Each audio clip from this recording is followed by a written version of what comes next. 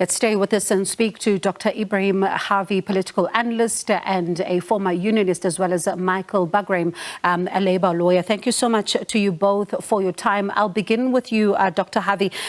You're looking at public servants who are very disgruntled. It's been a while now, some of them even taking us back to that last leg of that 3-year agreement that they say was never implemented. And here we are now. Are you surprised by the turn of events? No, I'm not surprised. Remember, this is not all the public sector unions. It's Public Servants Association. Doesn't include the other public sector unions in COSATU, which is in fact why, the turnout, the impact hasn't been as dramatic as it would have been if you had the other public sector unions from the other trade unions. I mean, this PSA is a FEDUSA affiliate. But in objective terms, let me tell you, we are in the worst socio-economic crisis in post-apartheid South Africa, and arguably ever in the history of this country. And if wages do not keep pace with the rate of inflation, you have a steady decline in the standards of living. In objective terms, the strike is fully justified, and I'll tell you something in public now. I hope they win this thing, and I'm hoping, because I don't know what's going on. COSATU, a few days ago, Harvey and them were saying about supporting the strike. I don't know what is happening.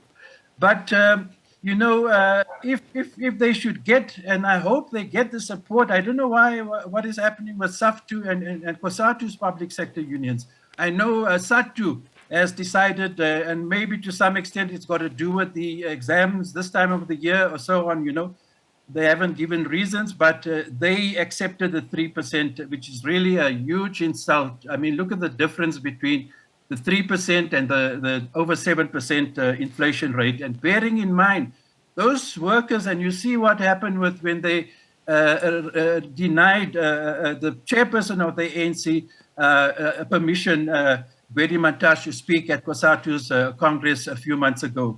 So, not forgotten that. They remember it all the time, that they were denied the third leg of the 2018 public sector wage agreement, which has impacted. I mean, for 3 years, you must bear in mind, public sector workers have not received an increase. They are fully justified. And bear in mind that 3%, the government likes to say they've also accepted the 3% of employers, ministers and other senior officials who earn 2.5 to 3 million rand is very different from a 3% for a worker getting 10% at 10,000, 15 or 20,000 rand per month. So in objective terms, really fully justified. And the big question is why the public sector unions in the other trade union federations have not joined this act today. Michael, you're listening to Dr. Harvey saying it's fully, it's a fully justified strike. You listen to the unions, they're accusing government of, negotiating wages through parliament. And this, of course, they're taking it back to when the minister made the announcement, reiterating that wage offer of 3%, which they see as an insult, as they've said in various media platforms. How difficult does this make things going forward, especially when it comes to the PSA, talking tough, and at the same time, COSATU is still mulling its own options, and you're looking at the fact that we could be, in for a much more, stayed-off approach when it comes to the shutdown? Thank you. Thank you for having me on air. Where I do agree with Dr. Harvey is that, in fact, there is no love lost anymore between the trade union movement and an ANC government, that there isn't. That trust relationship was completely broken in 2020, and it carries on to this day. But you might look back only 2 months ago when PRASA had that really horrific strike, and it brought the harbours to a standstill, where the government was offering 3%, and the unions were demanding 10 and came down to 6.5. Eventually, government caved in and gave them the 6.5, although they can't afford it. Government doesn't have that sort of money. And here, obviously, the unions have got the bit between their teeth. I'm not sure why COSATU has not joined, and I'm not sure why SAFTU hasn't joined. I have a suspicion they're waiting to see what happens. You must remember that employees do not earn whilst on strike. You must also remember that if, in fact, they strike for a month, It's going to take about 3 or 4 years, even if they get the 6.5% increase, 3 to 4 years just to catch up on what they've lost now. The unions don't have strike funds to pay people whilst they're on strike. That being said, they have obviously seen what happened with PRASA. They have, in clear terms, said that 6.5 is the normal increase. In fact, if they get 3%, they're going backwards. And Dr. Harvey's also right in that they haven't seen any increases for 3 years. So we've got problems. The other issue, of course, is that many of these services are essential services. In other words, people run the risk of being dismissed. And also what you have to do is you have to have a maintenance service. So none of the government services have actually been affected thus far. We were expecting a mother of all strikes today, Thursday, and it hasn't been seen. Yes, we've seen a few marches, especially in Pretoria and Johannesburg. There was a small march in Cape Town, but it's been business as usual. So a lot of the threat and the drum roll of mother of all strikes has not come to pass. Unless, of course, COSATU decides to join in. And even then, I don't think we're going to have a crippling of the civil service at all. The real problem that we've got in this country is that we've got mass unemployment, we've got very little productivity, and in fact, we've got a civil service that doesn't work in the first place. That's the real problem. And so some people are even saying to me today at my law firm, well, we went to the various offices and service wasn't any worse than what it was last week. So people aren't even noticing the fact that some people are out on strike because the service has been horrifically bad all along. So before I move back to Dr. Harvey, Michael, then listening to what you're saying, will it then make things difficult for the unions to get what they want if, one, as you say, they're not all joining together and speaking in one voice? Secondly, the strike may not have the desired impact as others had hoped. Well, always, it's good to see unity in the union movement. And I'm not in favor of the strike at all, but it would certainly help them if they joined hands.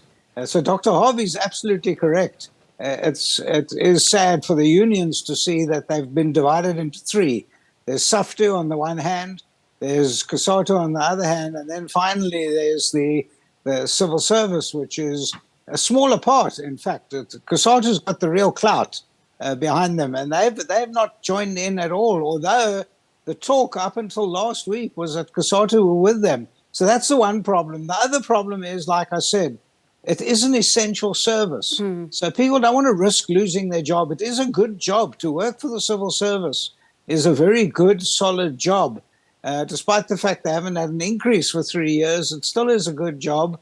And it's still a protected job to a large degree. It's not like the working out there for a company or an individual employer. You get decent perks as working for government. In fact, notoriously so. They say that working for government, you're getting a lot more than you would get in the private sector. So people are, in fact, getting poorer. That we know. It doesn't matter where you work, even in the civil service, they're getting poorer. And on top of that, getting poorer, for them to take a knock and not get salary right now is horrific for them and their families. And then worst case scenario, they might get dismissed.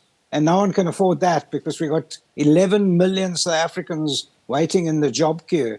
And it's very sad to see someone lose their job. Definitely. And Dr. Harvey, I mean, when you look at what is happening, you've decried the fact that all the unions should be together and rallying behind the strike action. But we've seen some kind of politics even in some of these unions, and they themselves not being in what one would say is a healthy state. I wonder if this at all could have an impact on how things then happen going forward, and see them not bending the hand of government here and getting what they want. Yeah, no, I'll tell you, if COSATU does not join the public sector unions, does not support this strike that started today, I really think it will be a serious problem, and it will seriously limit the impact of this strike. But, I must tell you something. I have serious problems with what Michael is saying. A number of things that he said, which I think I need to quickly engage with, for the benefit of the audience. Yes. I don't understand why he says that he does not support, he was very explicit about it, he does not support the strike. And yet, on the other hand, he concedes the massive implications, obviously, it had on the standards of living, that for 3 years, those public sector workers have not enjoyed any increase. I mean, you know what COVID did, what a devastating, impactful 3 years, Michael. How can you therefore say that you don't support the strike at all, and you talk in general terms about the civil service? The heart of this matter is not even those general issues about the civil service and the quality, etc. It is the impact that this devastating crisis and no increase for 3 years has had on those public sector workers. Are you listening to them when they're on strike and they speak? You can hear the fury, the anger, which is why Ebrahim wasn't allowed to speak. So I really have problems with Michael's approach to these issues, you know, and it seems to be contradictory, because on the one hand, he recognizes the pain, the suffering, etc., and then on the other hand, he says he doesn't support the strike, really. And Dr. Harvey, do you want him to respond then to that? Because we're almost out of time. No, well, I mean, Michael, how do you respond?